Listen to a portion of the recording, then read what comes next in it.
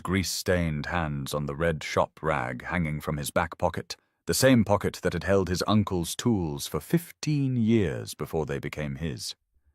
The fluorescent lights overhead buzzed like angry wasps, casting harsh shadows across the concrete floor of Morrison Auto Repair.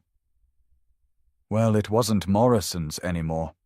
It was Thompson's now, though Ryan had never gotten around to changing the faded sign out front. The last customer had picked up their Honda Civic 3 hours ago, but Ryan kept finding reasons to stay. Reorganizing tools that were already organized, checking oil levels in cars that wouldn't be picked up until Monday, sweeping corners that were already clean. Anything to avoid going upstairs to his apartment where the silence waited like a hungry animal. Ryan's hands told the story of his life better than words ever could. Thick calluses marked the spots where wrenches had rubbed for 12 years. Permanent grease stains darkened the creases of his palms, no matter how hard he scrubbed. A scar from his thumb to his wrist remembered the day he'd learned to respect power tools, courtesy of Uncle Pete's patient teaching. These hands had rebuilt engines, changed thousands of oil filters, and held his uncle's trembling fingers during those final weeks when cancer took away everything except Pete's stubborn determination to teach Ryan the business. But these hands had never learned to hold on to love. Ryan locked the cash register and flipped off the lights, leaving only the security lamp glowing near the door. His footsteps echoed as he walked toward the narrow staircase that led to his apartment. Each step creaked the same way they had when Uncle Pete lived here, when this place hummed with life instead of just the steady tick of the wall clock. The apartment was exactly what you'd expect from a 30-year-old bachelor who worked 70 hours a week. Mismatched furniture that had come with the place. A kitchen table covered in bills and automotive magazines. A refrigerator decorated with takeout menus and a single photo of Uncle Pete standing proudly next to a restored 1967 Mustang. Ryan opened the refrigerator and stared at its contents. 3 bottles of beer, leftover Chinese food from Tuesday, a carton of milk that probably expired last week. He grabbed a beer and a frozen dinner, the kind that promised to be ready in 4 minutes and tasted like cardboard mixed with salt. The microwave hummed while Ryan stood at his kitchen window looking down at the empty street. Friday night, 8:15. Across the street, families were settling in for movie nights. Couples were getting dressed for dinner dates. Groups of friends were heading out to bars and restaurants, their laughter floating up through the autumn air. Ryan took a long pull from his beer and tried not to think about Sarah. Sarah Wilson. Sarah Thompson for exactly 18 months. The woman who had walked into his life like sunshine breaking through storm clouds, who had made him believe that maybe a grease monkey from the wrong side of town could have something beautiful. She'd been a teacher at the elementary school down the street. Brought her car in for an oil change on a rainy Tuesday morning, wearing a yellow dress that made her red hair look like fire. Ryan had fallen in love with her laugh before he even knew her name. For 2 years they'd built something that felt real.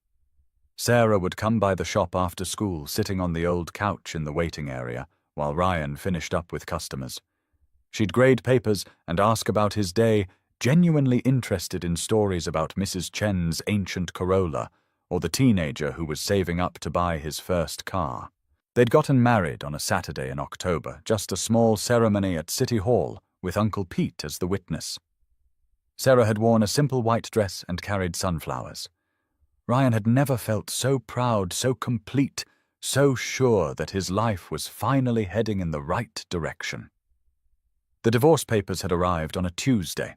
Ryan found them on the kitchen table when he came upstairs for lunch next to a cup of coffee that was still warm. Sarah's neat handwriting covered a single sheet of notebook paper. Ryan, I can't do this anymore. I thought I could, but I can't.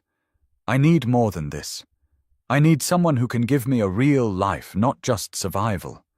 I'm 28 years old and I feel like I'm drowning. You're a good man, but you're not enough for me.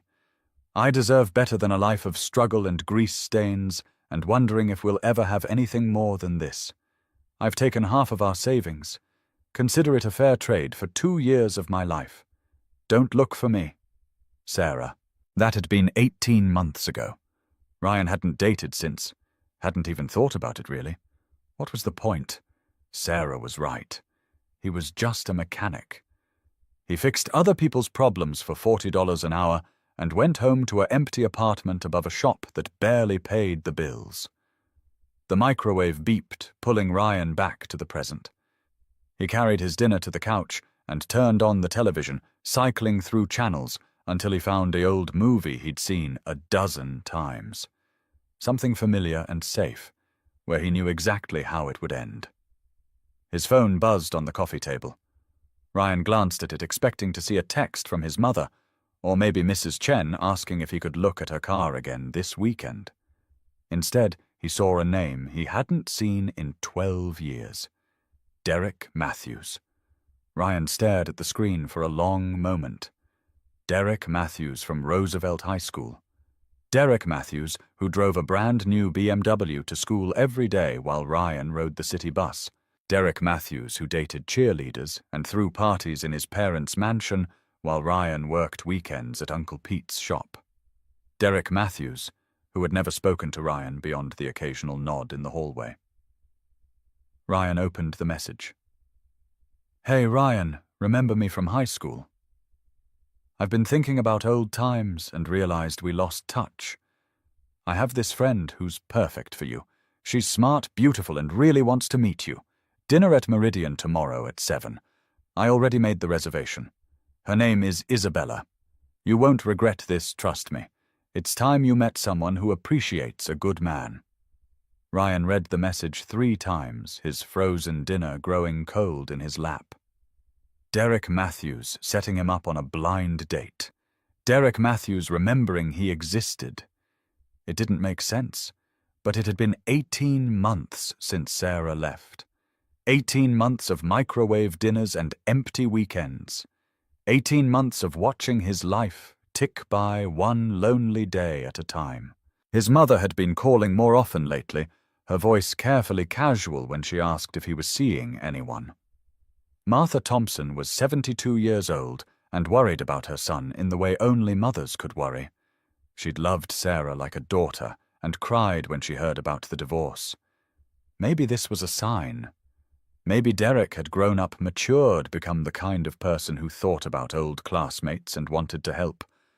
Maybe this Isabella was exactly what Ryan needed to start believing in possibilities again. Ryan typed back quickly before he could change his mind.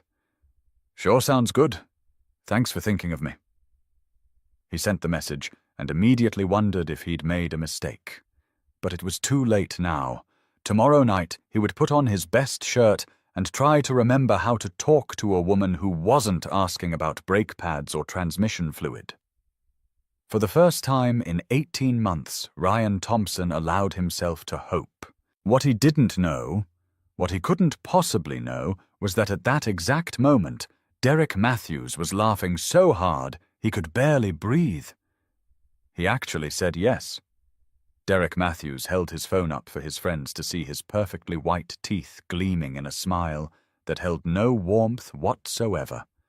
He was stretched out on his leather sectional sofa, a glass of wine that cost more than Ryan's monthly grocery budget balanced on his chest. The penthouse apartment looked like something out of a magazine. Floor-to-ceiling windows offered a stunning view of the city lights. Modern art hung on walls painted in carefully chosen neutral tones. Everything was expensive, tasteful, and completely devoid of personality, just like Derek himself. Trevor Ross snatched the phone from Derek's hand, reading Ryan's response with the kind of glee usually reserved for children pulling wings off butterflies. Oh, this is going to be beautiful. Can you imagine Ryan Thompson actually thinks someone like Isabella Hart would be interested in a grease monkey, the third man in the room? Austin Blake was already scrolling through his own phone, pulling up social media profiles. I found him. Look at this. He turned his screen toward the others, showing Ryan's sparse Facebook profile. The profile picture was at least 3 years old, taken at some company picnic. Ryan was smiling, but even in the photo he looked tired, worn down by life in a way that men their age shouldn't look. God, he looks exactly like he did in high school, Austin said with a sneer. Still wearing clothes from Walmart, still looking like he crawled out from under a car. Derek took another sip of wine, savoring both the vintage and the anticipation. Isabella Hart, daughter of William Hart, CEO of Hart Industries. 27 years old, blonde, beautiful, and worth approximately $50 million. She's perfect for this. Before we continue, please tell us, where in the world are you tuning in from? We love seeing how far our stories travel. The three men had known each other since prep school, bonded by shared privilege and a complete lack of empathy for anyone outside their circle.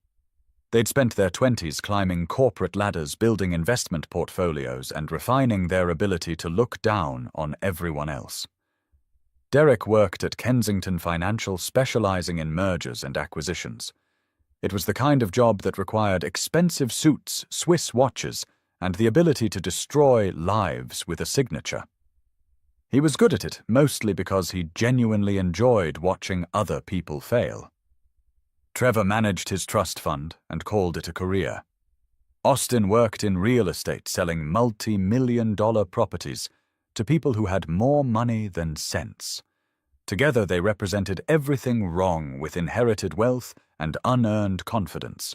They'd been drinking since 6, celebrating Austin's latest sale, when Derek had gotten the brilliant idea to look up old high school classmates on social media. The plan had evolved naturally, the way cruelty often does among people who have never faced real consequences. So how does this work? Trevor asked, refilling his wine glass from a bottle that cost $400. We just watch from across the restaurant while she destroys him. Derek's smile widened. Better than that. I've already talked to Isabella. Well, her assistant anyway, told them I was organizing a charity mixer, wanted to introduce her to some eligible bachelors. She thinks this is a legitimate setup? But it's not. Austin said, catching on quickly. She doesn't know about the joke. Exactly. Derek pulled up Isabella's Instagram profile, scrolling through photos of charity galas and business conferences. Look at her. Designer everything, private schools, country club membership. She's never been within 10 feet of someone like Ryan Thompson. The minute she sees him walk into Meridian in his bargain store clothes, she'll realize what's happening. And then Trevor was practically bouncing with anticipation. And then she'll either laugh in his face or make some excuse to leave. Either way, we film the whole thing. Derek held up his phone, already imagining the viral video that would make them social media famous. Imagine the caption. Poor mechanic thinks he has a chance with billionaire heiress. Watch what happens next. The cruelty was breathtaking in its casual efficiency. They weren't just planning to humiliate Ryan for their own entertainment. They were planning to destroy him publicly, to turn his hope into a joke that strangers would share and laugh at. Austin was already planning the technical details. I'll sit at the table next to theirs. Get good audio.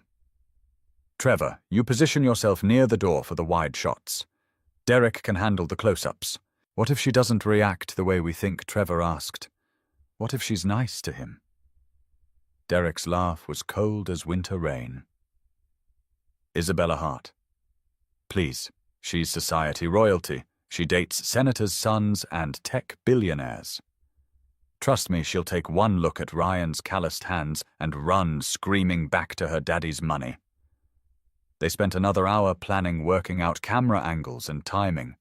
They discussed which social media platforms would give them the most views, how to edit the footage for maximum humiliation, what hashtags would make the video trend. None of them questioned whether they should do this. None of them considered how it might affect Ryan, who was probably lying in bed at that moment, nervous and excited about the possibility of connection. None of them wondered if maybe they'd outgrown the casual cruelty that had made them popular in high school. They were 30 years old, but in their hearts they were still 17. Still the boys who had made other kids' lives miserable because they could, because their parents' money protected them from consequences. Derek finished his wine and stood up, stretching like a satisfied cat. Gentlemen, tomorrow night we're going to create internet gold. Ryan Thompson is about to learn that some people stay in their lane for a reason. Trevor and Austin gathered their coats, already planning their Saturday night around editing and uploading the footage they would capture. They shook hands like businessmen closing a deal, partners in an enterprise built on someone else's pain. After his friends left, Derek stood at his floor-to-ceiling windows looking out at the city lights. Somewhere out there, Ryan Thompson was probably lying in bed, staring at the ceiling, thinking about the possibility of love. Somewhere out there, Isabella Hart was going through her calendar, preparing for what she thought was a legitimate introduction to an eligible bachelor. Neither of them knew they were being set up to star in Derek's cruel theater. Derek poured himself another glass of wine and raised it in a toast to his own cleverness. Tomorrow night he would remind the world that there were still lines that couldn't be crossed, that some people belonged in certain places, and others knew better than to reach too high. He went to sleep smiling, dreaming of viral videos and social media fame, completely unaware that he was about to learn a lesson about assumptions and the price of underestimating other people's worth. Ryan stared at his reflection in the bathroom mirror, wondering if he could somehow transform himself into the kind of man who belonged at a place called Meridian. The restaurant's website had been a mistake to look at. White tablecloths, crystal chandeliers, entrees. That cost more than Ryan typically spent on groceries in a week. The kind of place where people wore watches that cost more than his truck and talked about wine like it was literature. He'd been standing in front of his closet for 20 minutes trying to figure out what a mechanic wore to dinner with a woman named Isabella. His wardrobe consisted mainly of work shirts, blue jeans, and exactly one dress shirt that he'd worn to Uncle Pete's funeral 3 years ago. The funeral shirt was clean but wrinkled, and when Ryan held it up to the light, he could see where the moths had been at it. Small holes near the collar, a stain on the cuff that might have been from the reception afterward. This wasn't going to work. Ryan grabbed his keys and drove to the nearest department store, the kind of place where everything was affordable because nothing was particularly good. The men's section smelled like sizing and artificial air freshener. Fluorescent lights made everyone look sickly and pale. He found himself overwhelmed by choices he'd never had to make. What was the difference between a dress shirt and a casual shirt? Were khakis dressy enough, or did he need actual dress pants? Should he buy a tie, and if so, what color went with cream? The saleswoman who approached him was about his mother's age, with kind eyes and sensible shoes. She took one look at his confused expression and immediately understood the situation. "Special occasion?" she asked gently. "Dinner date," Ryan admitted. "Somewhere fancy. I don't really know what I'm doing." She smiled and led him through the store like a patient teacher. They settled on a cream-colored button-down shirt that didn't require dry cleaning. Dark khaki pants that were nicer than his work clothes, but not so formal that he'd feel like he was playing dress-up, and a simple brown belt that almost matched his only good pair of shoes. The total came to $87.32. Ryan's checking account had exactly $412 in it until his next customer payments came in. Spending almost a quarter of his available cash on clothes for one evening felt reckless, but he handed over his debit card anyway. "You look nice," the saleswoman said, as he tried everything on in the fitting room. She's lucky to be having dinner with such a thoughtful man. Ryan hoped she was right. Back home, he hung his new clothes carefully in the closet and spent the rest of the afternoon trying not to think too hard about the evening ahead. He cleaned the apartment even though no one would see it. He organized his tools even though they were already organized. He changed the oil in his truck even though it didn't need changing. At 5 o'clock, he called his mother. Martha Thompson had been a widow for 8 years, living in the same small house where Ryan had grown up. She answered on the second ring the way she always did, as if she'd been waiting by the phone. "Ryan, honey, how are you?" "Good, Mom." "Listen, I wanted to tell you something. I have a date tonight." The silence on the other end stretched just long enough for Ryan to picture his mother's face lighting up with the first hope she'd felt for him since Sarah left. "Oh, Ryan, that's wonderful. Tell me about her. Her name is Isabella. I don't know much about her yet, but she seems nice." "Derek Matthews set us up. Derek from high school." Martha's voice carried a note of surprise. "You two weren't particularly close, were you?" "No, but people change. Maybe he thought we'd be good for each other." Martha was quiet for a moment, and Ryan could almost hear her choosing her words carefully. "Just be yourself, honey. You're a good man with a kind heart. Any woman would be lucky to have you." "Thanks, Mom. I should probably get ready. Call me tomorrow, will you? I want to hear all about it." Ryan promised he would, and hung up the phone feeling both better and worse. Better because his mother's faith in him never wavered, worse because he was terrified of disappointing her again. He showered for the second time that day, scrubbing his hands with the pumice soap he kept for getting grease stains out. His palms were raw by the time he finished, but there were still traces of oil under his fingernails that wouldn't come out. 12 years of working with his hands had left permanent marks that no amount of scrubbing could erase. Getting dressed felt like putting on a costume. The new shirt was stiffer than his usual clothes, the pants a little loose in the waist because he'd been too embarrassed to ask the saleswoman to measure him properly. He looked at himself in the full-length mirror and saw a man trying too hard to be something he wasn't. But maybe that was okay. Maybe sometimes you had to try to be better than you were. Ryan's truck needed 3 tries to start, and the engine made a clicking noise that he'd been meaning to investigate for the past month. He drove slowly through the early evening traffic, giving himself plenty of time to find the restaurant and maybe sit in the parking lot for a few minutes to work up his courage. Meridian was in the part of the city where Ryan never went, where the streets were wider and cleaner, where the cars parked along the curbs cost more than most people's houses. The restaurant itself was a converted mansion, all white columns and brick walls with soft lighting spilling from tall windows onto manicured gardens. Ryan sat in his truck for 10 minutes watching well-dressed couples walk through the front door. The men wore suits that fit perfectly, moved with the confidence that came from knowing they belonged. The women looked like they'd stepped out of magazines, their hair and makeup flawless, their jewelry catching the light from the entrance chandelier. He thought about starting his truck and driving home. He could call Derek, make up some excuse about feeling sick or having a work emergency. He could go back to his apartment and his microwave dinner and his quiet Saturday evening. But then he thought about his mother's excited voice, about the hope in her words when he'd told her about the date.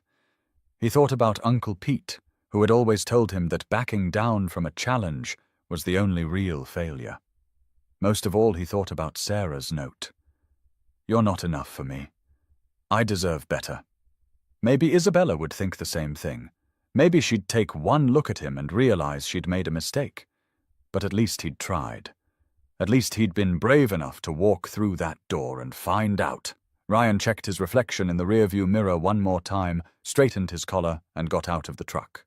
The valet looked surprised when Ryan handed him the keys to a 10-year-old pickup truck, but he was professional enough not to comment. Ryan watched his truck disappear behind the building, hoping it would start when the evening was over.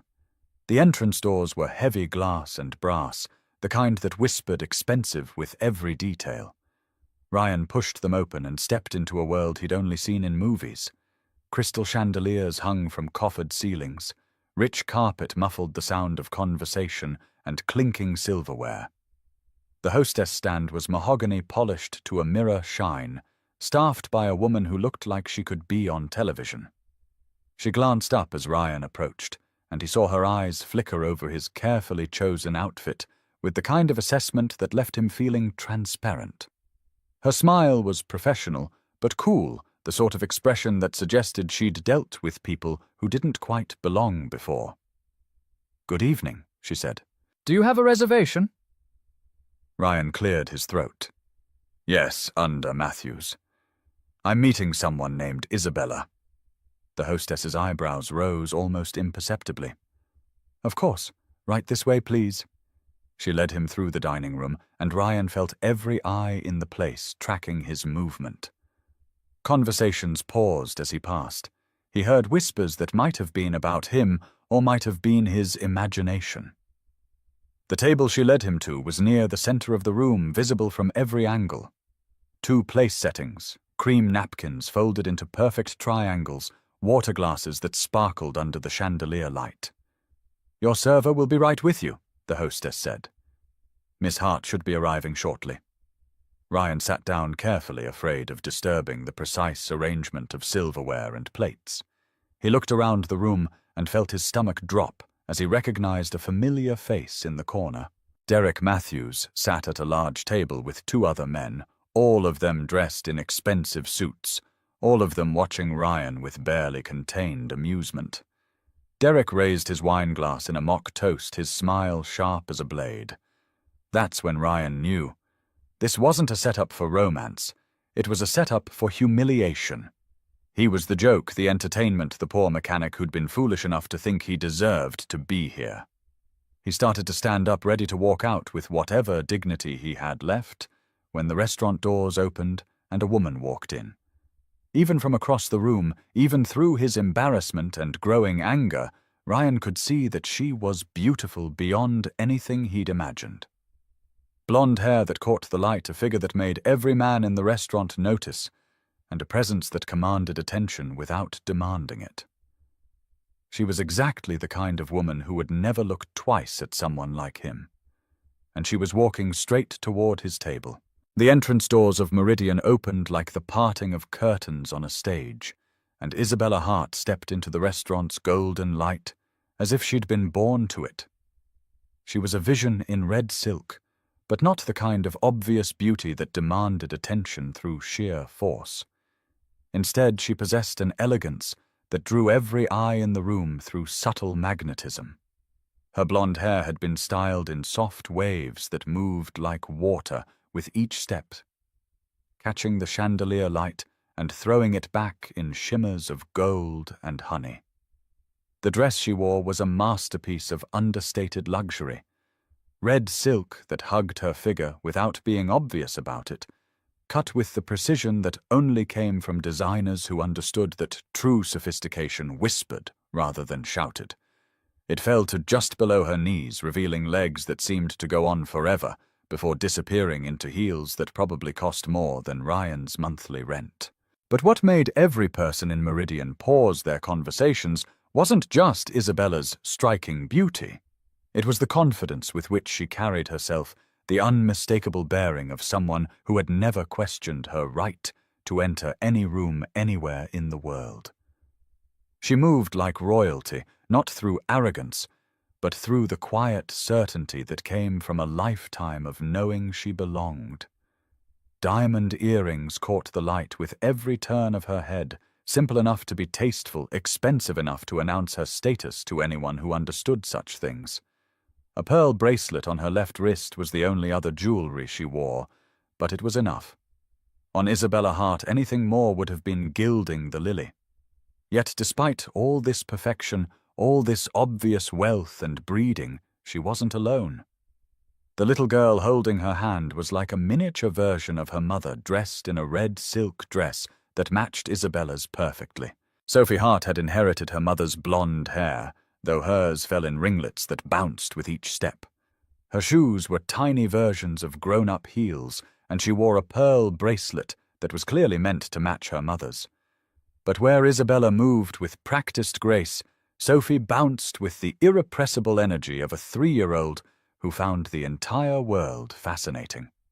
Her wide blue eyes took in every detail of the restaurant's grandeur, from the crystal chandeliers to the elaborate flower arrangements, with the kind of wonder that only children could feel. The contrast between mother and daughter was striking. Isabella's beauty was refined, polished, perfect. Sophie's was pure and unguarded, the kind of natural charm that made everyone she encountered smile involuntarily.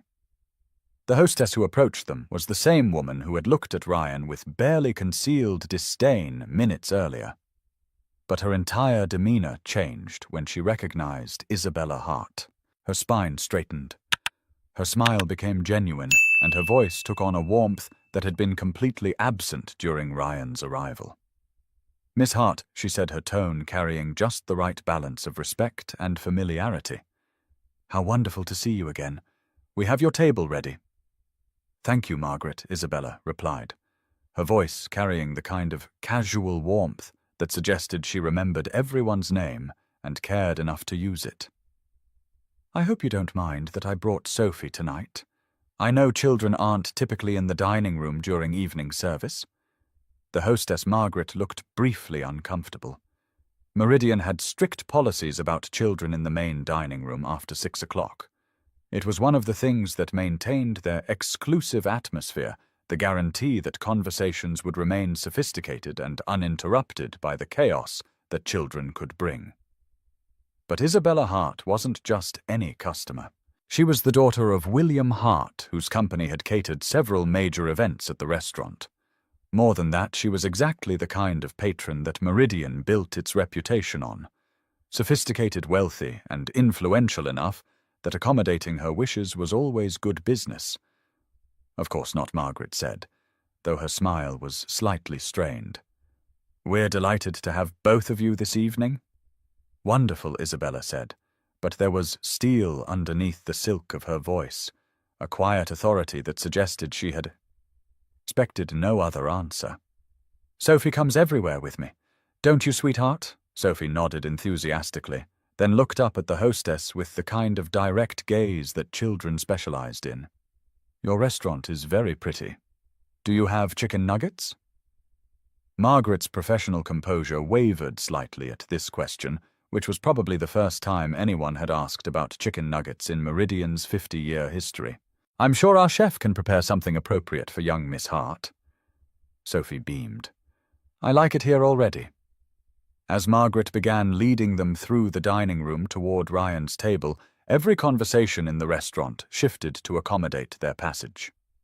Men looked up from their wine glasses to admire Isabella's elegance. Women assessed her dress, her jewelry, her shoes. With the kind of detailed evaluation that occurred whenever someone truly striking entered their space. But it wasn't just Isabella's beauty that commanded attention. It was the unmistakable aura of wealth and breeding that surrounded her like expensive perfume. Everyone in the restaurant could sense that she belonged to that rarefied class of people who shaped the world rather than being shaped by it. The whispered conversations that followed in their wake weren't cruel as they had been when Ryan entered. Instead, they were speculative, curious about who Isabella Hart was meeting for dinner and why she had brought her daughter to such an unusual setting.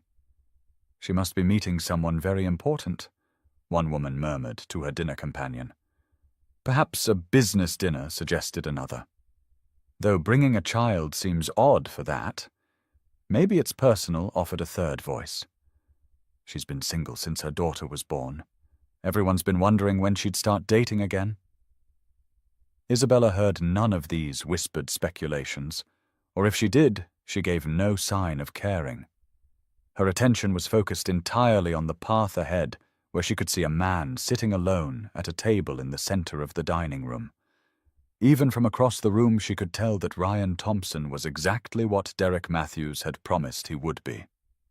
Working class, out of his element, dressed in clothes that clearly came from department stores rather than tailors, his posture was rigid with discomfort, his hands clasped tightly in his lap, as if he was afraid of disturbing the precise arrangement of crystal and silverware on his table. But there was something else in his bearing that Derek hadn't mentioned, something that made Isabella slow her pace slightly as she studied him more carefully. Despite his obvious discomfort, despite the fact that he was clearly in a world where he didn't belong, Ryan Thompson hadn't tried to make himself smaller or invisible. He sat straight in his chair, met the stares of other diners with quiet dignity, and carried himself with the kind of honest pride that came from knowing his own worth, even if others didn't recognize it. Isabella's eyes flicked briefly to the corner table, where Derek Matthews sat with his friends. Phones positioned for optimal recording angles, wine glasses raised in anticipatory celebration. She had dealt with Derek's type her entire life. Men who thought wealth was a substitute for character, who believed that inherited privilege made them superior to people who actually worked for their living. The irony of Derek's cruel plan was that he had no idea who he was actually dealing with. Not just Isabella, whose own opinions about class and worth had been shaped by very different experiences than he assumed, and not just Ryan Thompson, who Derek had dismissed as an easy target for humiliation. Derek Matthews was about to learn that some assumptions could be very expensive mistakes. Sophie, meanwhile, was taking in everything around them with the unfiltered enthusiasm of a 3-year-old who had never learned to hide her emotions. She pointed at the chandeliers, whispered excitedly about the flowers on each table, and waved at other diners who smiled back at her infectious joy. But when she spotted Ryan sitting alone at their destination table, something in her expression shifted. Even at 3 years old, Sophie Hart had inherited her mother's ability to read people quickly and accurately. She saw past Ryan's department store clothes and working man's hands to something that resonated with her young but surprisingly wise heart. "Mummy," she said, tugging on Isabella's hand. "Is that him? Is that the man we're having dinner with?" "Yes, sweetheart," Isabella replied, never taking her eyes off Ryan. "That's Ryan Thompson." Sophie studied Ryan for another moment, taking in his gentle eyes, his patient posture, the way he smiled slightly when he noticed her looking at him. Then, with the kind of instant decision that only children could make, she let go of her mother's hand and ran straight toward him. Her little heels clicked on the marble floor like tiny bells, and every person in the restaurant turned to watch this miniature princess charge across the dining room with complete fearlessness. She reached Ryan's table before Isabella could react, before the hostess could intervene, before anyone could stop her. Without hesitation, without shyness, Sophie grabbed Ryan's hand with both of her small ones and looked up at him with the kind of trust that adults had long since learned to be cautious about giving. "Hi," she said, her voice clear and confident. "I'm Sophie. Mummy said we were meeting someone nice today. Are you nice?" The entire restaurant held its breath, waiting to see how this working man would respond to the daughter of one of the city's most powerful families. At the corner table, Derek Matthews leaned forward with his phone, certain that this moment would provide exactly the kind of class clash footage that would make his video go viral. But Ryan Thompson didn't hesitate for even a second. He knelt down to Sophie's level, bringing his eyes to the same height as hers, and smiled with the kind of genuine warmth that couldn't be faked or practiced. "I try to be," he said simply. "Are you nice?" "Very nice," Sophie announced with absolute certainty. "Mummy says being nice is the most important thing, more important than money or fancy clothes or anything." "Your mummy sounds very smart," Ryan replied, and when he looked up to meet Isabella's eyes over Sophie's head, she saw something in his expression that made her chest tighten with unexpected emotion. "She is," Sophie said proudly. "She's the smartest in the whole world, and she's really good at business. She has meetings all the time, but she still always has time for me because I'm her favorite person." She leaned in conspiratorially, her voice dropping to what she thought was a whisper, but was actually audible to half the restaurant. "But don't tell anyone. It's a secret." Isabella reached them then, and the moment she had been preparing for during the entire walk across the restaurant finally arrived. She extended her hand to Ryan Thompson, this man who Derek Matthews assumed she would reject without a second thought, and smiled with genuine warmth. "You must be Ryan," she said, her voice carrying just enough of her finishing school training to sound refined without being affected. "I'm Isabella, and I apologize for Sophie's enthusiasm. She doesn't believe in personal space or proper introductions." What Isabella didn't say, what Derek Matthews couldn't possibly have known, was that she had spent the last hour researching Ryan Thompson with the thoroughness of someone who made important business decisions for a living. She knew about his reputation for honest work and fair prices. She knew about the customers whose cars he fixed for free when they couldn't afford to pay. She knew about the community center, where he volunteered teaching auto repair skills to teenagers. Most importantly, she knew that Derek Matthews had chosen exactly the wrong person to humiliate and exactly the wrong woman to help him do it. "I like him," Sophie announced to the entire restaurant, her small voice carrying with perfect clarity across the suddenly quiet dining room. "He has kind eyes, and he got down to talk to me properly, instead of just looking down from up there." She gestured vaguely toward the height where most adults existed in her world, then added with the brutal honesty that only 3-year-olds possessed, "Most of the men Mommy meets don't like me very much."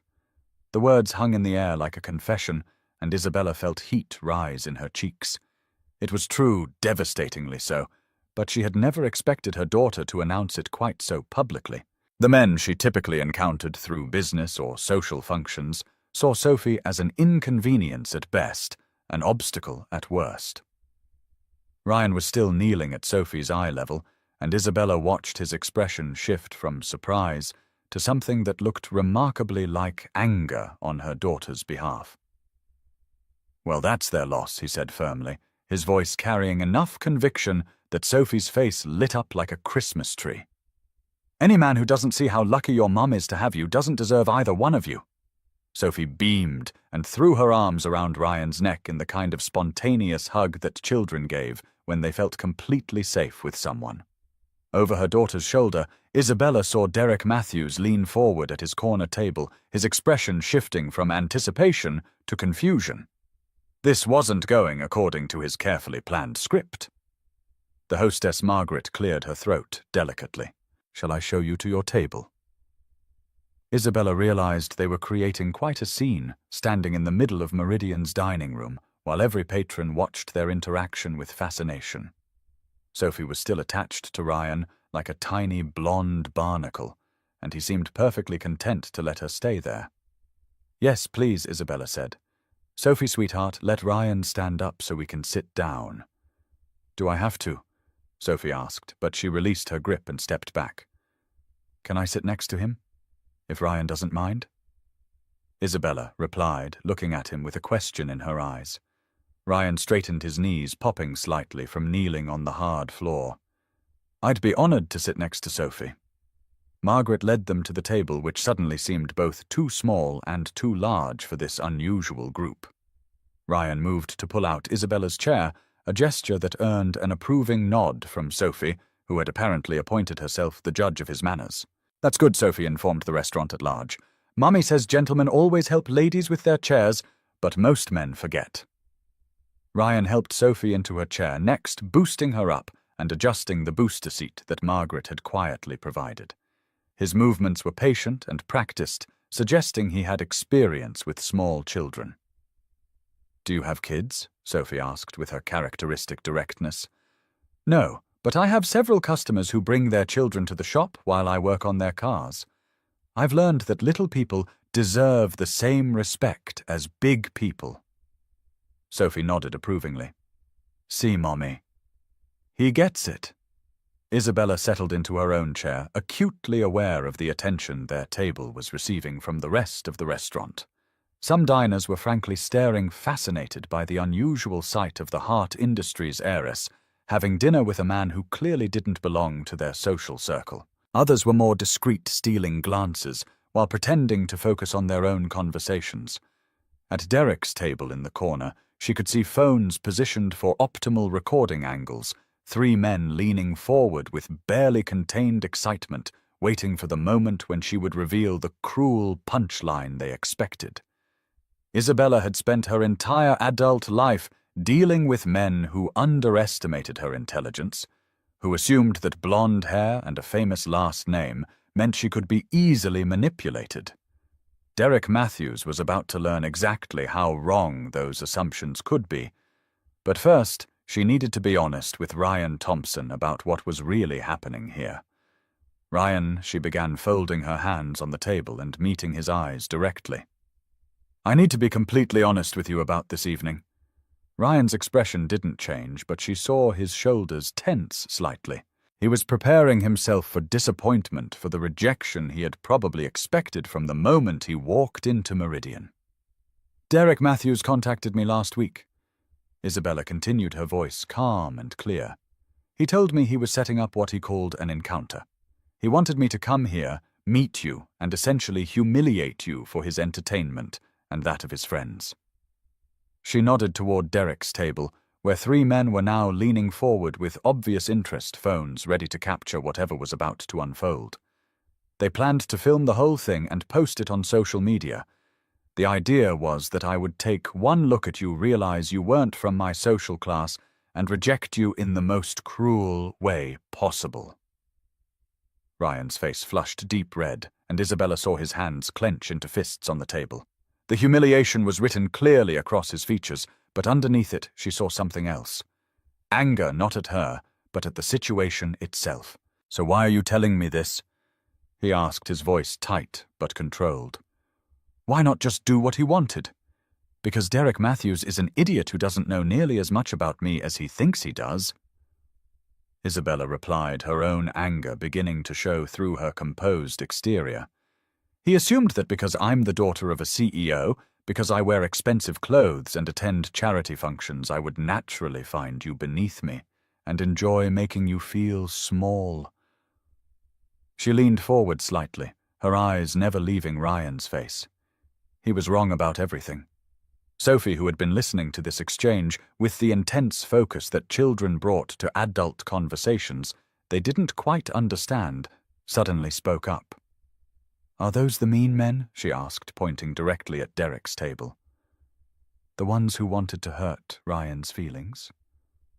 "Yes, sweetheart," Isabella said softly. "Those are the mean men." Sophie studied Derek's table for a moment with the serious expression she wore when she was thinking hard about something. Then she turned back to Ryan with a look of fierce determination. "Don't worry," she said, patting his hand with her tiny one. "Mommy won't let them be mean to you. She's very good at making mean people sorry." Isabella couldn't help but smile at her daughter's protective instincts. Sophie had inherited more than just her looks from the Hart family line. Ryan was looking between Isabella and Sophie with an expression that suggested he was still processing what he'd been told.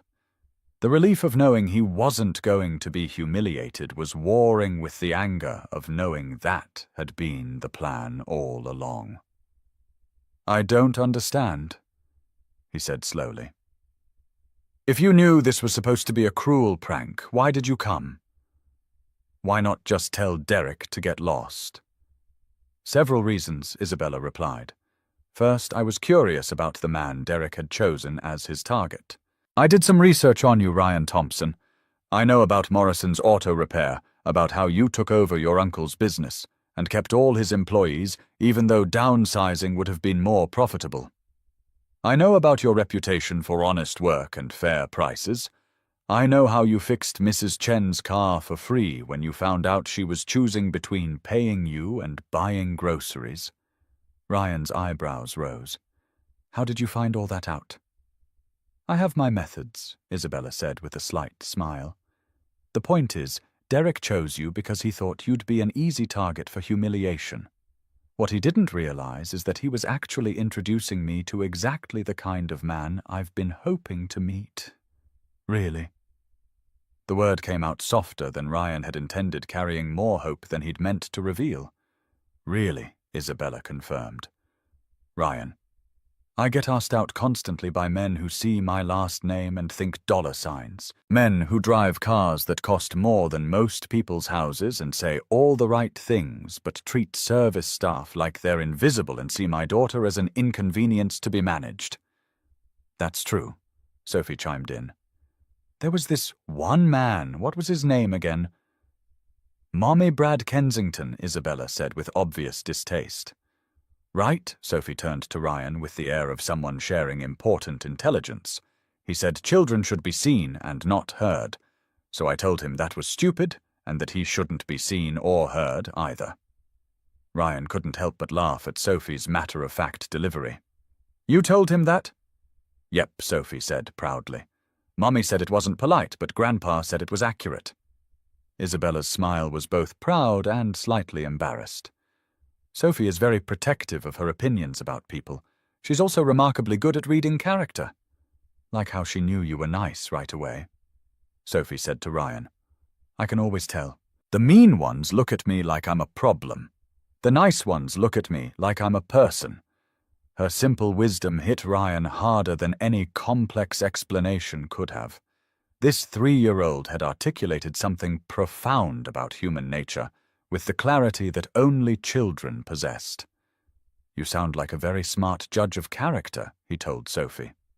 I am, she agreed without false modesty. And I like you. You're not fake like the other ones. From across the restaurant, Derek's voice carried over the ambient noise, sharp with frustration. What the hell is taking so long? She was supposed to shut this down by now. Isabella's expression hardened as she glanced toward Derek's table. Those men think they understand how the world works, she said quietly. They think wealth automatically creates superiority, that accidents of birth determine worth. They're about to learn that some assumptions can be very expensive mistakes. Ryan found himself studying Isabella's face, seeing past the obvious beauty to the intelligence and strength underneath. This wasn't the shallow materialistic woman Derek had expected her to be. This was someone with depth, complexity, and apparently a protective streak when it came to people she cared about. And somehow, impossibly, she seemed to be including him in that category. So what happens now? Ryan asked. When we leave here, I mean. They're obviously going to say things, post things online, probably. Let them try, Isabella said with quiet confidence. Derek Matthews has no idea who he's actually dealing with. Neither do his friends. She reached across the table and covered Ryan's hand with hers, the gesture simple but electric. They planned this evening to teach you a lesson about staying in your place, she said softly. Instead, I think they're about to learn a very different lesson entirely. But before Isabella could explain further, their waiter approached the table. He was impeccably dressed in the restaurant's signature black uniform, his movements practiced and professional. His name tag read James, and he carried himself with the quiet confidence of someone who had served Meridian's elite clientele for many years. Good evening, James said, his voice warm but respectful. Miss Hart, it's lovely to see you again. And this must be Sophie. Sophie beamed up at him. Hi, James. Do you remember me? Of course I do. You're the young lady who asked me about the chandelier last time you were here. It's very sparkly, Sophie informed Ryan seriously. James told me it has 200 crystals on it. I counted, but I only got to 17 before I got dizzy. James smiled genuinely at Sophie's explanation, then turned his attention to Ryan. And you must be Mr. Thompson. Welcome to Meridian. Can I start you with something to drink this evening? Ryan glanced at the wine list that James offered, and his heart sank. The cheapest bottle cost more than he typically spent on groceries for 2 weeks. He was about to ask for water when Isabella smoothly intervened. We'll have the Domaine Chandon, Isabella said. The 2018 vintage if you have it available. And Sophie will have her usual sparkling apple cider in a champagne flute. Of course, James replied. And would you like to hear about tonight's specials?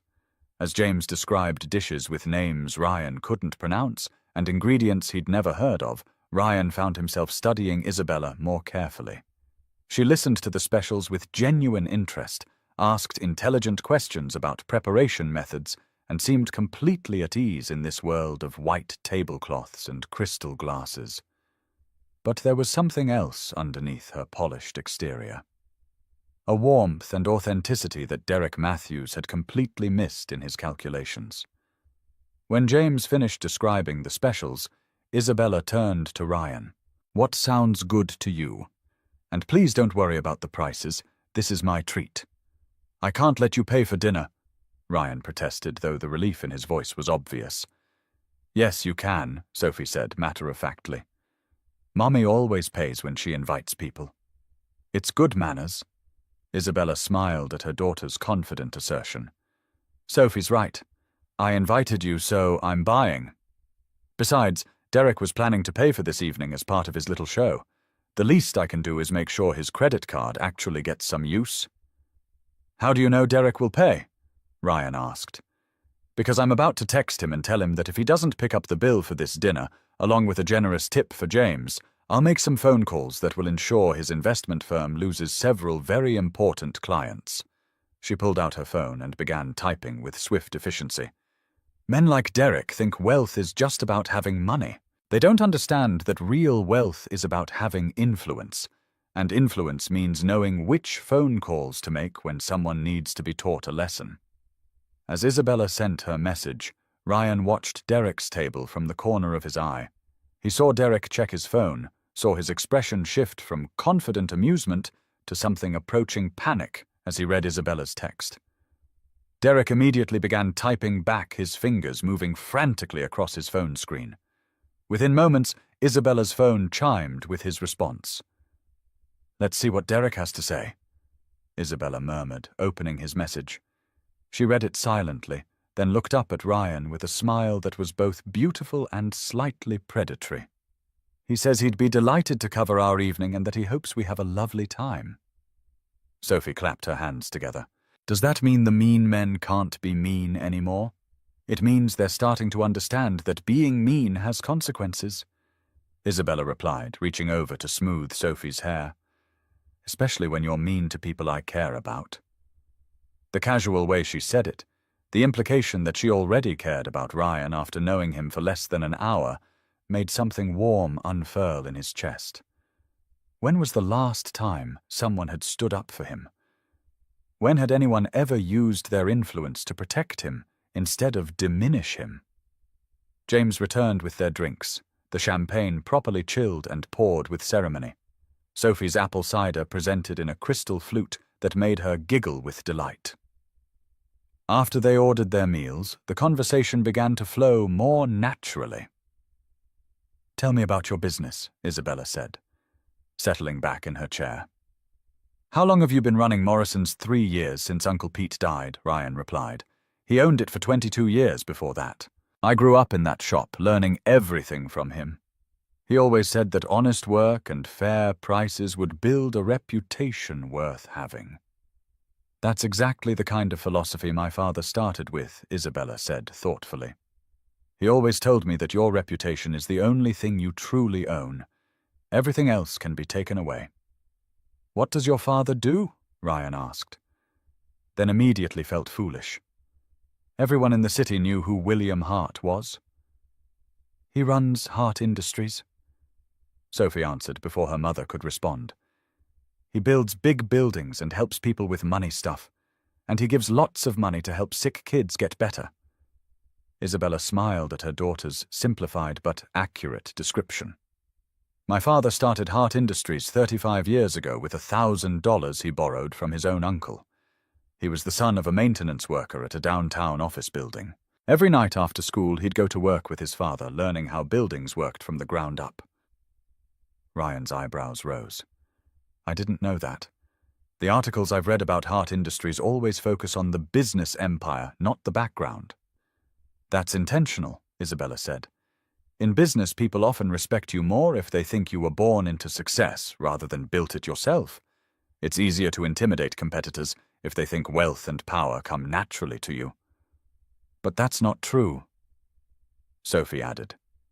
"Grandpa says money doesn't make people good or bad. People make money good or bad." "Your grandfather sounds very wise," Ryan said.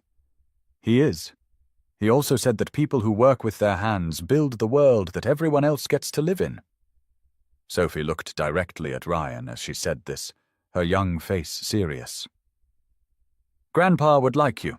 The sincerity in Sophie's voice, the matter-of-fact way she delivered what was clearly a carefully remembered lesson from her grandfather, made Ryan feel something he hadn't experienced in years. Acceptance.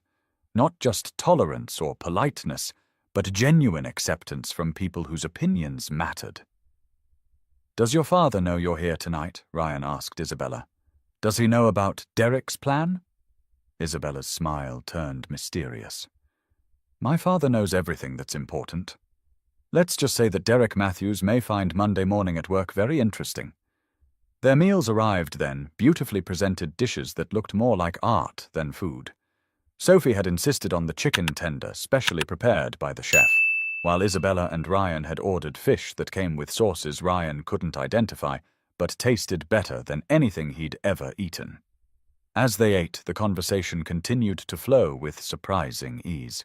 Isabella talked about growing up in her father's shadow, about learning business principles at the dinner table, about the pressure and privilege that came with the Hart name.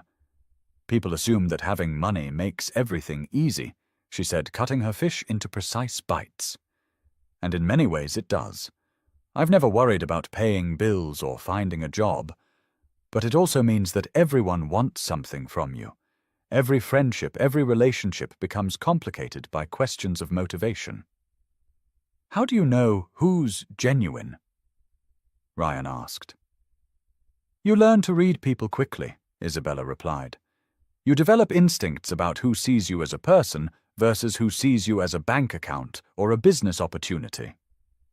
And you treasure the people who treat you normally, who aren't impressed by your last name or intimidated by your money. Like Ryan, Sophie announced. He didn't even know who we were when I hugged him. He just thought I was a nice little girl. That's because you are a nice little girl, Ryan said seriously. Probably the nicest I've ever met. Sophie beamed at the compliment, then launched into an elaborate story about her preschool teacher and a classroom hamster named Mr. Whiskers.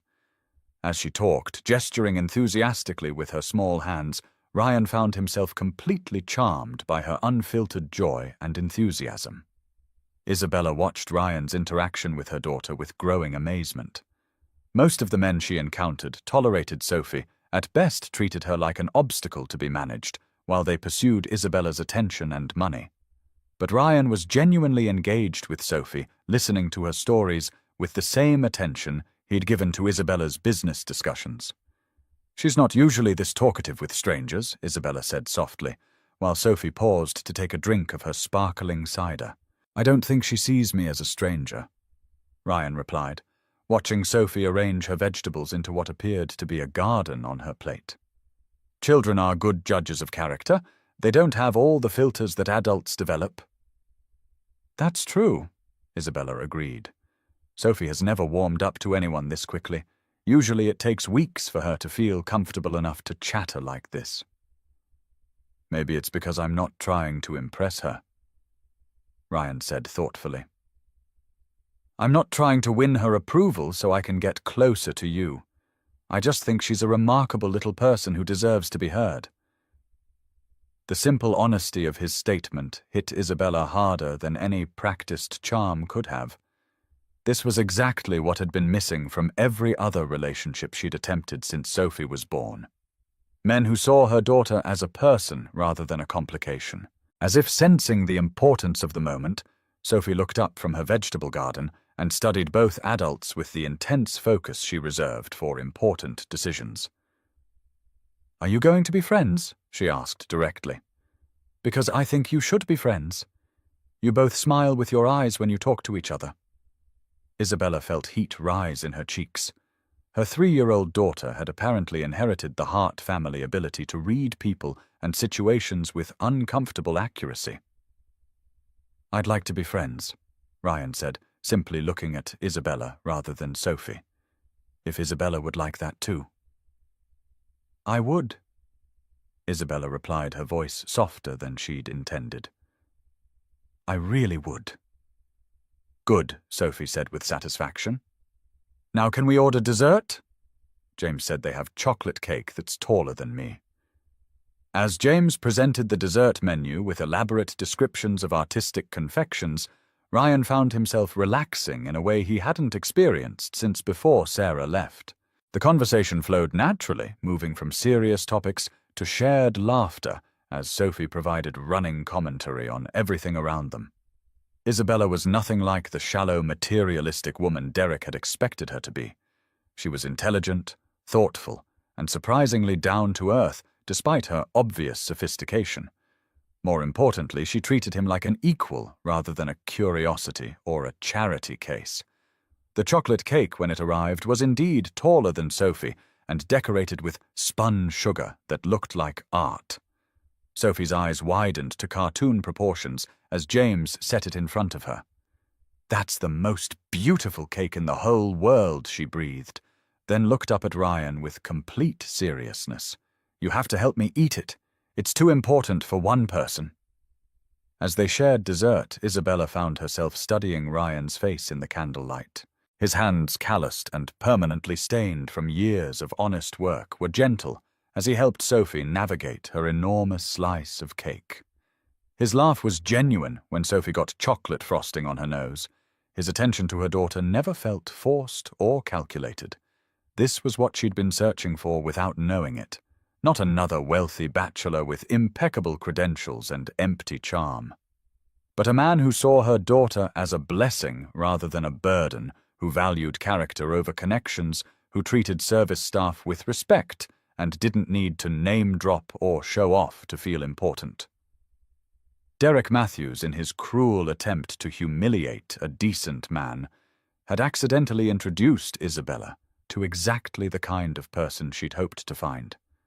As the evening wound down and James brought the check, Isabella discreetly handled the payment, while Sophie dozed in her chair, exhausted by excitement and chocolate. Ryan started to protest again, but Isabella silenced him with a look. "This was my choice," she said firmly. "Derek planned to pay for a humiliation. Instead, he got to pay for one of the most enjoyable evenings I've had in years." "So what happens now?" Ryan asked the same question he'd posed earlier, but with a different tone.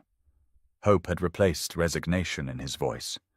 "Now," Isabella said, gathering her purse and gently waking Sophie, "we exchange phone numbers and plan to see each other again. Soon." "Tomorrow?" Sophie asked, instantly alert despite her previous drowsiness. "Let's start with a phone call." Isabella laughed. "But yes, very soon."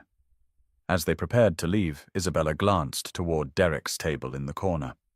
The three men were slumped in their chairs like deflated balloons, their phones put away, their expressions ranging from confused to worried.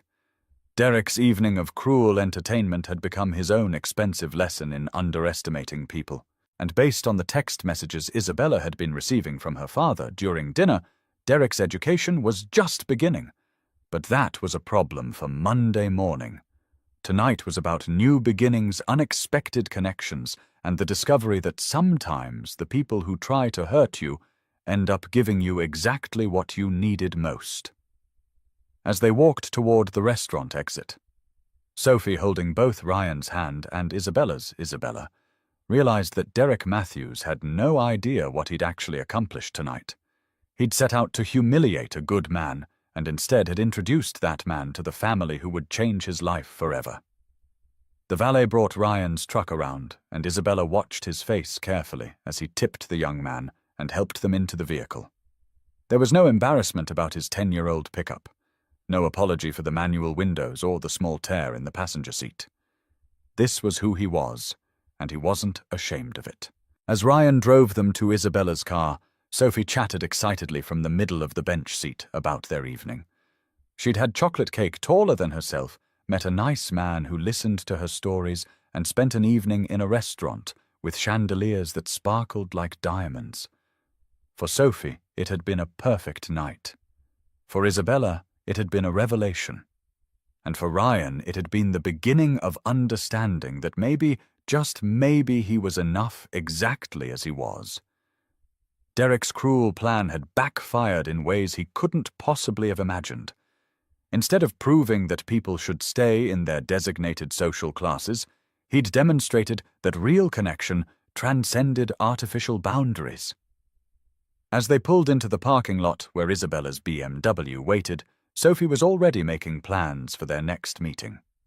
Ryan helped Isabella transfer her daughter's car seat, their hands brushing as they worked together to secure the straps. The moment stretched between them, charged with possibility and the recognition of something worth pursuing.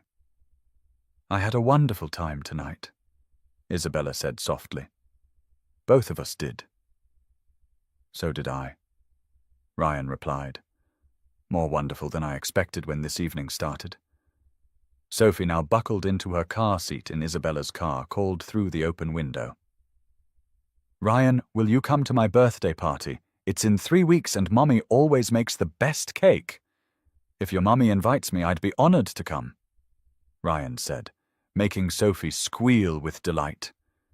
"Consider yourself invited," Isabella said, her smile warm and genuine.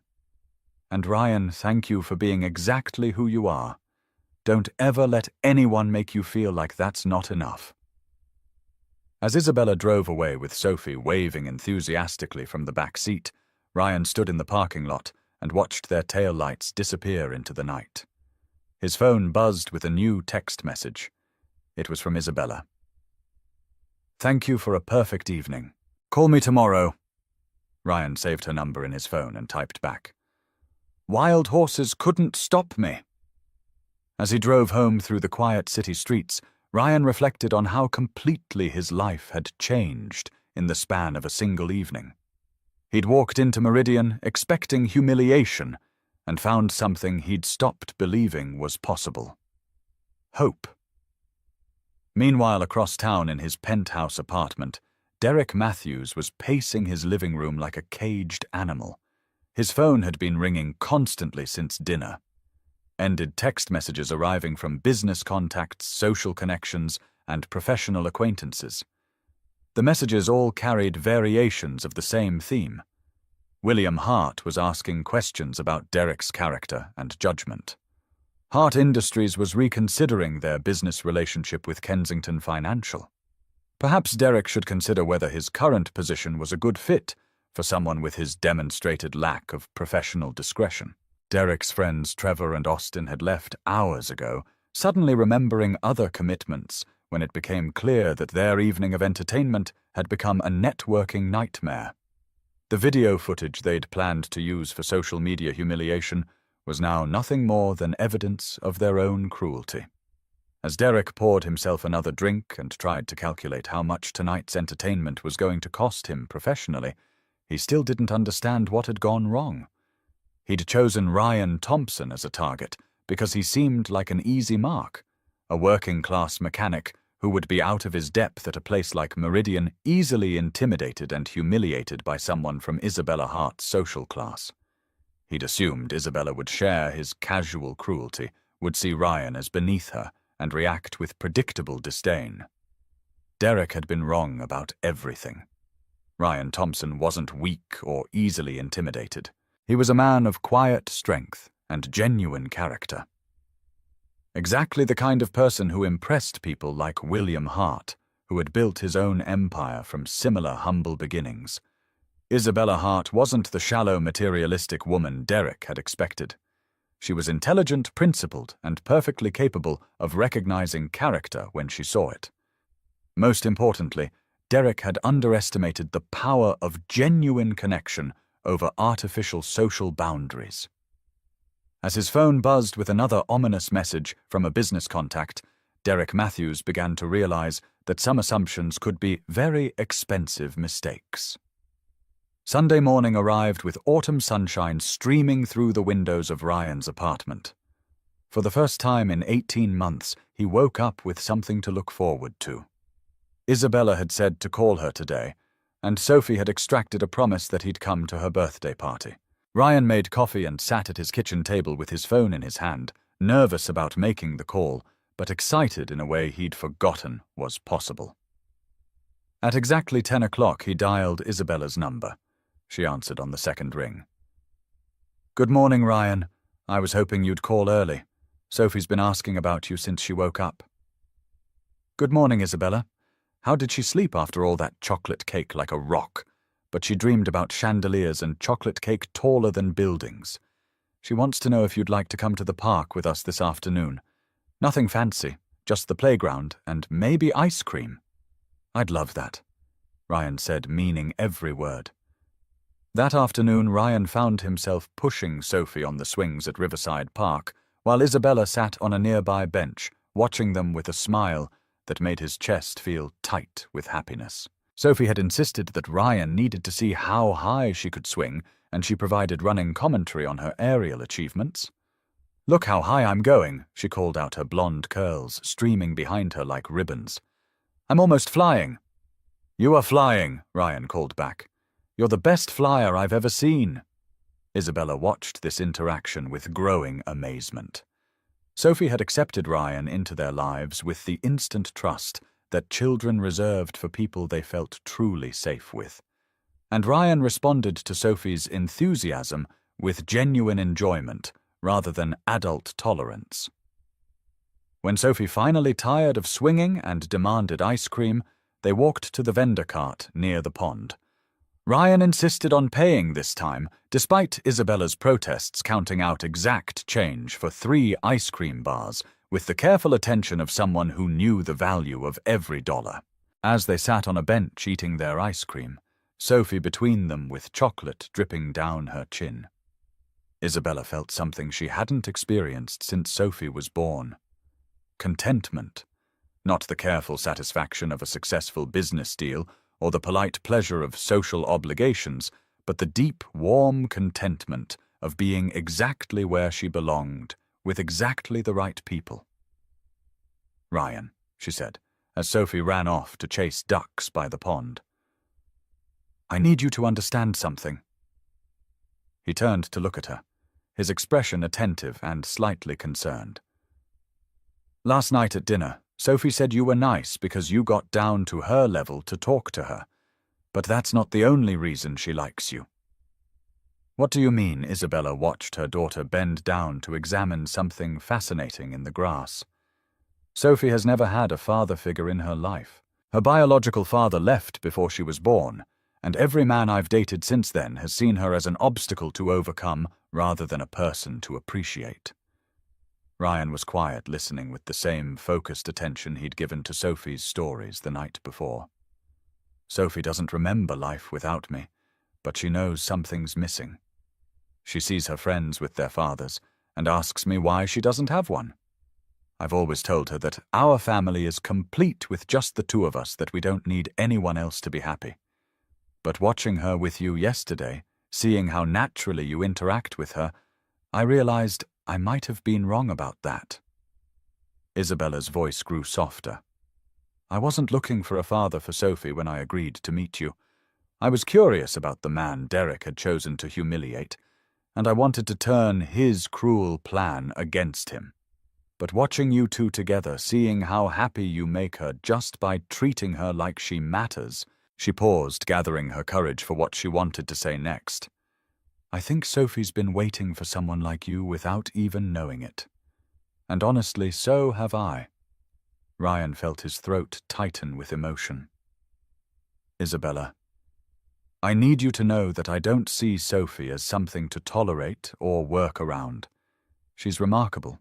She's funny and smart and honest in ways that most adults have forgotten how to be. Spending time with both of you yesterday was the best evening I've had in years. He watched Sophie squat down to examine a particularly interesting leaf, her small face scrunched in concentration. I lost my wife 18 months ago.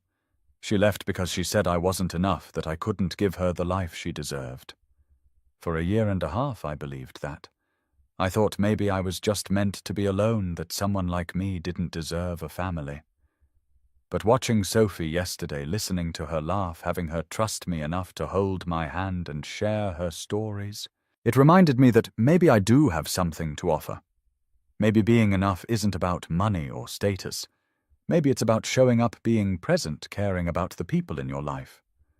Isabella reached over and took his hand. Ryan Thompson. You are more than enough. You're exactly what Sophie and I have been missing without knowing it. Sophie chose that moment to run back to them.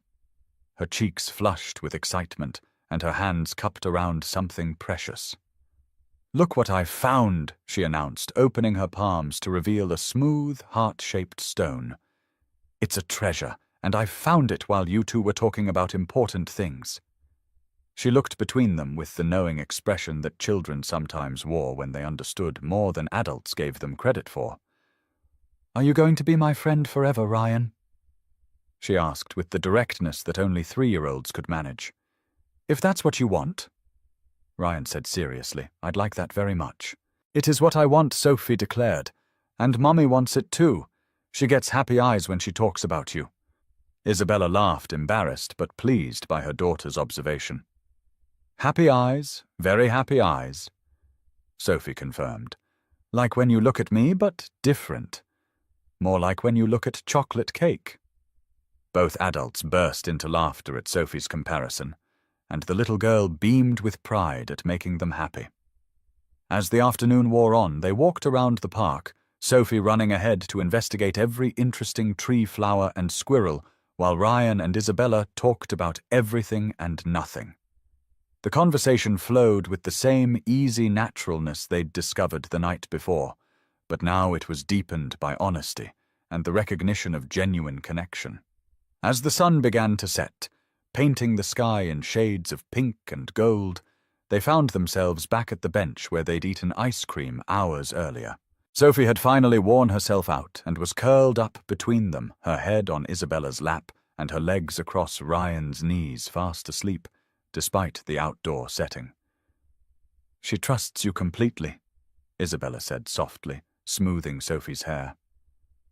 "She's never fallen asleep like this around anyone except me." Ryan looked down at Sophie's peaceful face, her small hand still clutching the heart-shaped stone she'd found. "I can't remember the last time I felt this content," he said quietly, like everything in the world was exactly as it should be. Isabella studied his profile in the golden evening light. This man who had been chosen as a target for cruelty had instead become the answer to prayers she hadn't known she was praying. Monday morning would bring the real world back to them. Derek Matthews would face the consequences of his actions. Isabella would return to her responsibilities at Hart Industries, and Ryan would go back to Morrison's auto repair. But for now, in this moment, they were exactly where they belonged. Monday morning arrived like a storm front, and Derek Matthews was about to discover that some lessons came with a very high price. Derek's alarm clock had been ringing for 5 minutes before he finally rolled over and turned it off.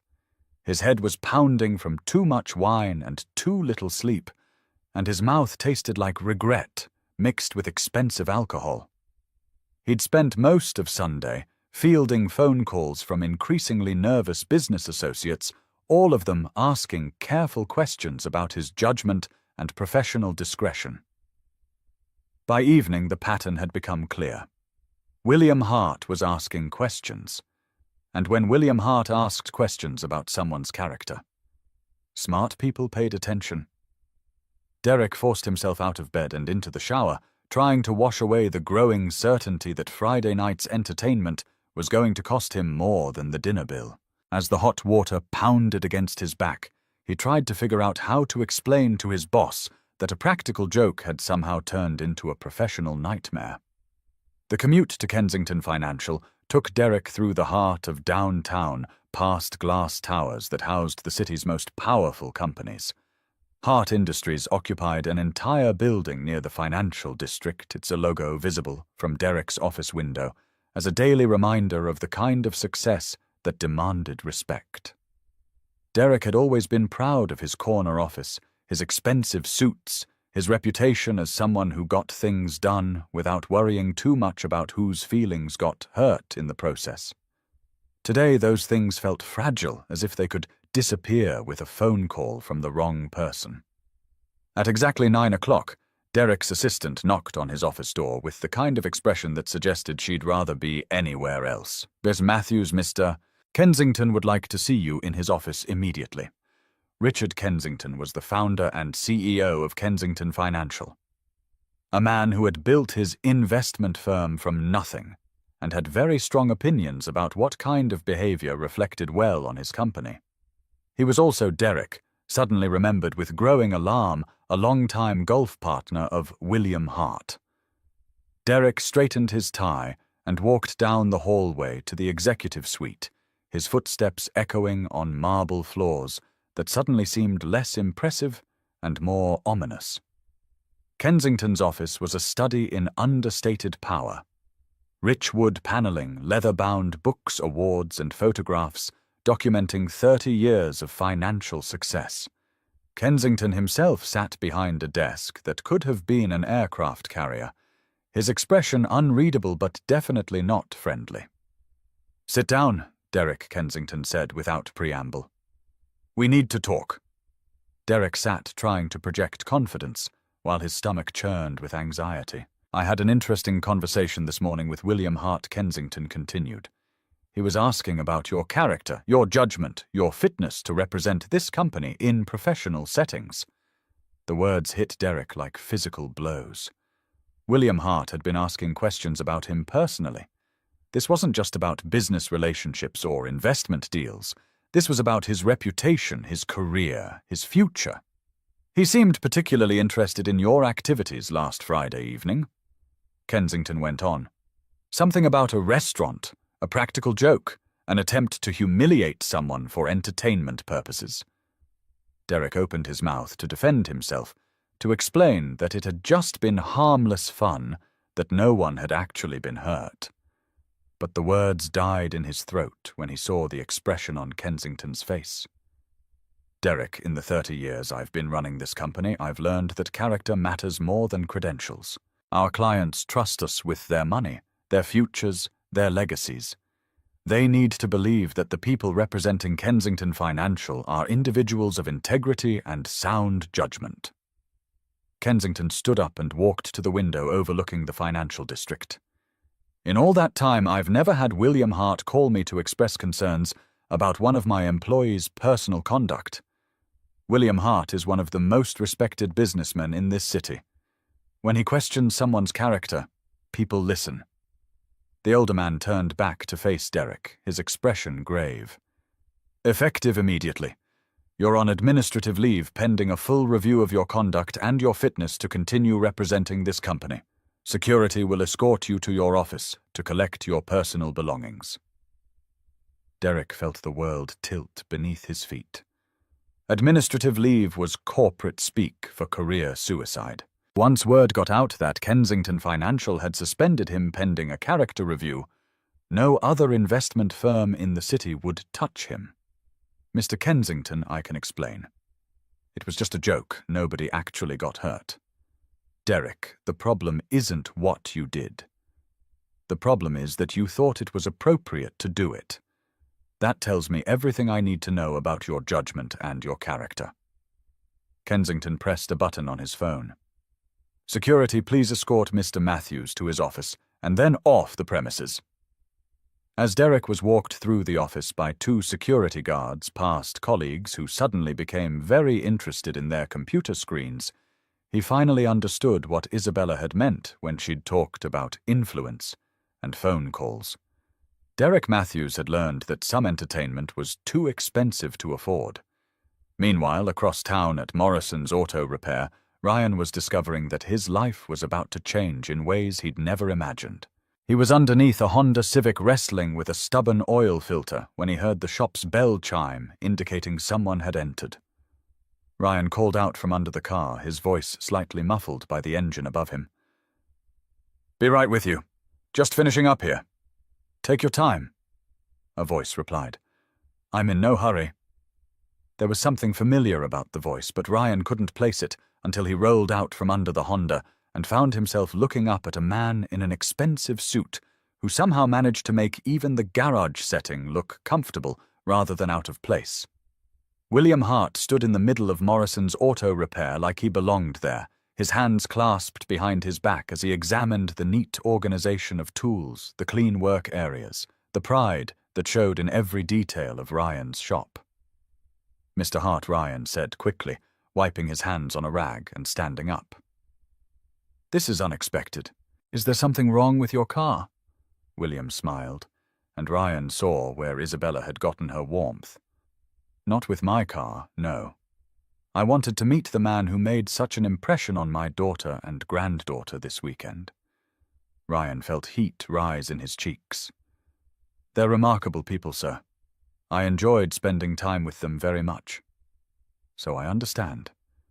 William walked slowly around the garage, his experienced eyes taking in the quality of Ryan's work, the respect he showed for his tools, the obvious care he took with his customers' property. Isabella told me about Derek Matthews' little plan to humiliate you. She also told me how you handled yourself throughout the evening. Ryan wasn't sure how to respond to that, so he remained quiet, letting William Hart set the pace of the conversation. Do you know anything about my background, Ryan? Not much beyond the fact that you built Hart Industries into something impressive. William stopped next to Uncle Pete's old workbench, running his fingers along the worn wooden surface. My father was a maintenance supervisor in a downtown office building. Every day after school, I'd go to work with him, learning how buildings worked from the foundation up. I learned the value of honest work and fair treatment from a man who never made more than $30,000 in a single year. He turned to look directly at Ryan. But I also learned that success isn't measured by what you make, it's measured by what you build, and how you treat people while you're building it. Ryan found himself thinking of Uncle Pete, who had taught him similar lessons in this very garage. Isabella told me you took over this business when your uncle passed away, William continued. That you kept all his employees, even though downsizing would have been more profitable. That you've built a reputation for honest work and fair prices. That's what Uncle Pete taught me, Ryan said simply. He always said that your reputation is the only thing you really own. Smart man. William walked over to look at the framed photo of Uncle Pete standing next to the restored Mustang. Isabella also told me that you treat my granddaughter like she matters, not like an inconvenience to be managed while you pursue her mother. Sophie's an amazing little girl, Ryan said. Any man who sees her as anything other than a blessing doesn't deserve to be in Isabella's life. William nodded approvingly. That's exactly what I wanted to hear. He reached into his jacket pocket and pulled out a business card, handing it to Ryan. Hart Industries has a fleet of vehicles that need regular maintenance. Trucks, company cars, construction equipment. We currently contract that work out to 3 different shops, none of which provide the kind of personal service that builds long-term relationships. Ryan looked at the business card, then back at William Hart. I'm flattered, sir, but I'm not sure my shop is big enough to handle that kind of contract. Then maybe it's time to expand, William said with a slight smile. I didn't build Hart Industries by playing it safe, Ryan. I built it by recognizing opportunity and having the courage to take calculated risks. He gestured around the garage. You have the foundation here. Good reputation, quality work, honest dealings. What you need is capital to grow, to hire, good people to expand your capacity. William Hart was offering him the opportunity of a lifetime, and Ryan felt his heart hammering against his ribs. Why, he asked honestly. Why would you take that kind of risk on someone you just met? Because my daughter and granddaughter are excellent judges of character, William replied. Because Derek Matthews chose you as a target for humiliation, which tells me you're exactly the kind of person worth knowing. And because 35 years ago, someone took a chance on a maintenance worker's son who had big dreams and no money. Ryan stared at the business card in his hands. Hart Industries logo printed in elegant lettering, a phone number that could change everything. I don't know what to say, he admitted. Say you'll think about it, William suggested. Say you'll let me know by Friday whether you're interested in a partnership that could benefit both of us. A partnership Hart Industries provides the capital for expansion. You provide the expertise and management. We split the profits according to a formula that recognizes both contributions. William extended his hand to Ryan. Think it over. Talk to Isabella about it. But remember that opportunities like this don't come along very often.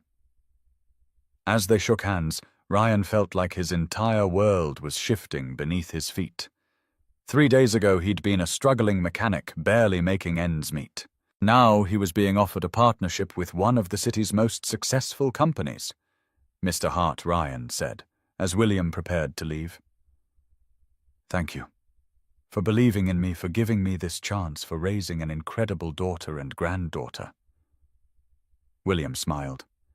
Thank you for reminding me that character still matters more than credentials.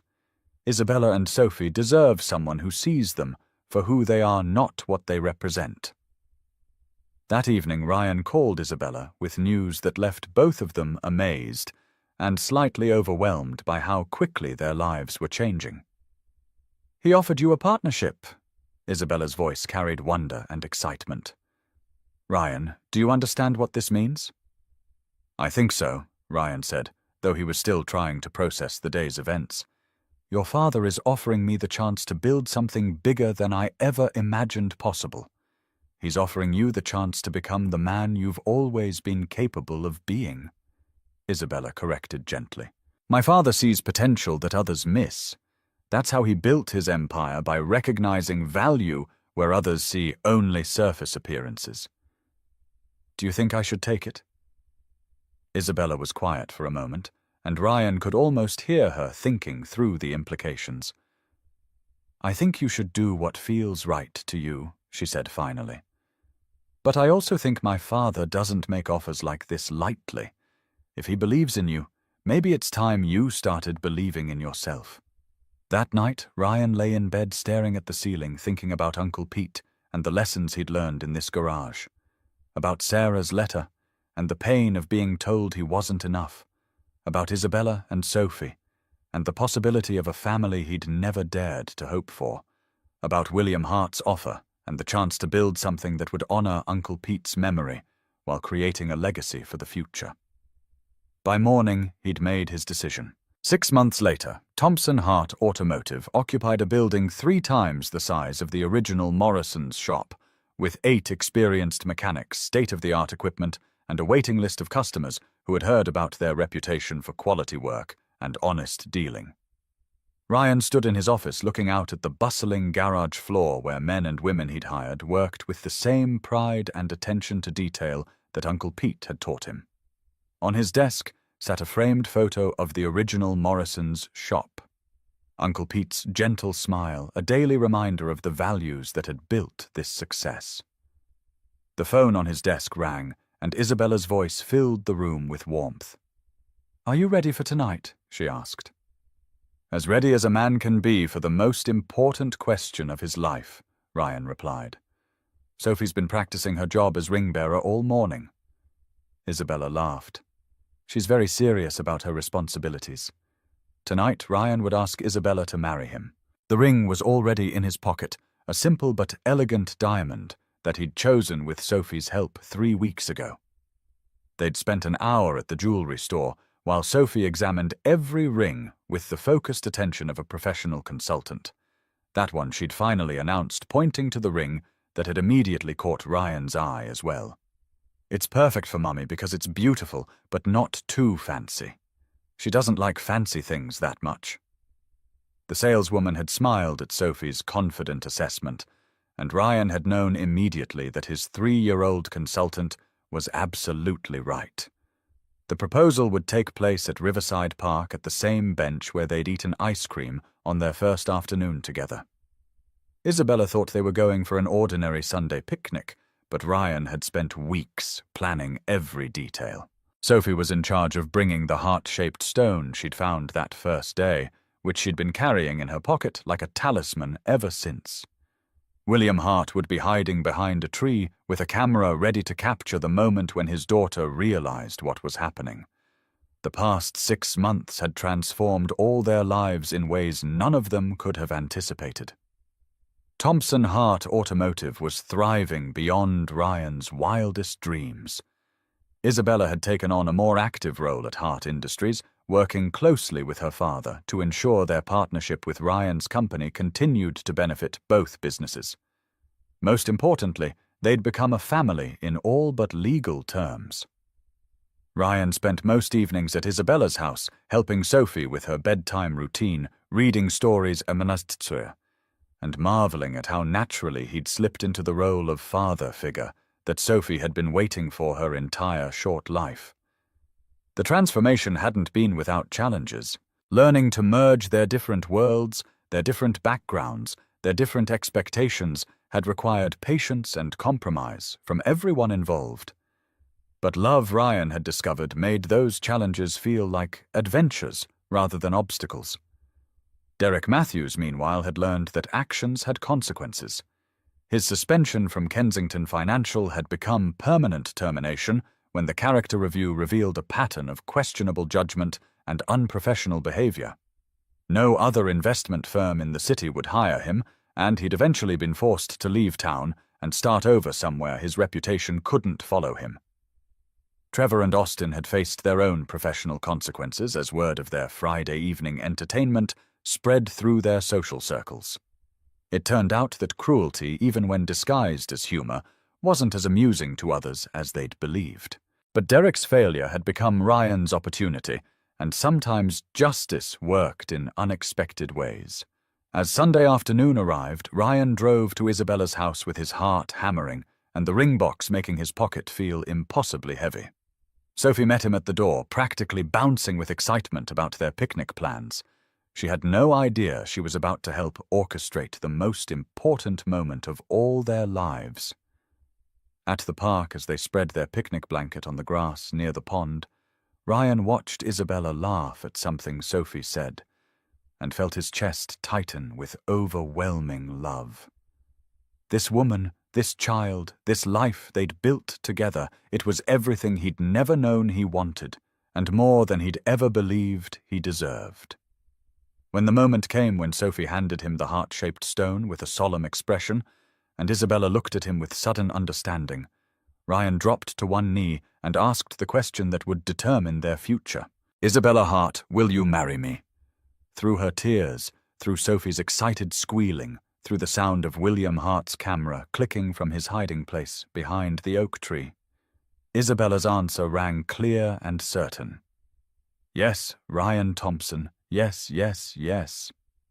They were married 3 months later in the same park where they'd shared their first afternoon together, where they'd fallen in love gradually, and then all at once, where they'd learned that family wasn't about where you came from, but about who you chose to love. Sophie served as flower girl and ring bearer, taking both jobs seriously and executing them with the focused determination she brought to everything important in her life. William Hart walked his daughter down the aisle, his eyes bright with tears, and his heart full of gratitude for the man who had brought such joy to his family. Uncle Pete's photo sat in a place of honor at the reception, watching over the celebration of love that had grown from the foundation he'd helped Ryan build. As Ryan and Isabella danced their first dance as husband and wife, with Sophie standing beside them, holding both their hands, they reflected on the remarkable journey that had brought them together. Derek Matthews had meant to prove that some people should know their place, that social boundaries were walls that couldn't be crossed. Instead, he'd demonstrated that real love transcended artificial barriers, that character mattered more than credentials, and that sometimes the most beautiful stories grew from the most unlikely beginnings. Thompson Hart Automotive continued to thrive, employing dozens of people and serving hundreds of customers who valued honest work and fair treatment. Isabella took on greater responsibilities at Hart Industries, while Ryan built his business with the same values Uncle Pete had taught him. Most importantly, Sophie Thompson now had the father she'd been waiting for her entire life, a man who saw her not as an obligation or an obstacle, but as the remarkable little person she'd always been. Some stories end with justice. Others end with love. The best ones, like this one, end with both. Friends, if this story touched your heart the way it touched mine, if it reminded you that kindness still matters and that love can bloom in the most unexpected places, please don't just listen and forget. Hit that like button to show your support for stories that restore faith in humanity. Subscribe to our channel for more heartwarming tales that prove good people still exist in this world. Share this story with someone who needs to remember that our worst moments don't define us, but how we choose to treat others always does. Drop a comment below and tell us about a time when someone's kindness changed your life, or when you had the chance to show kindness to a stranger. Your stories matter, and you never know whose day you might brighten by sharing them. Remember, real wealth isn't measured in bank accounts. It's measured in the lives we touch, the love we share, and the character we build one choice at a time. Thanks for being part of our community, where every story matters and every heart has value. Until next time, keep believing in the power of unexpected kindness and second chance.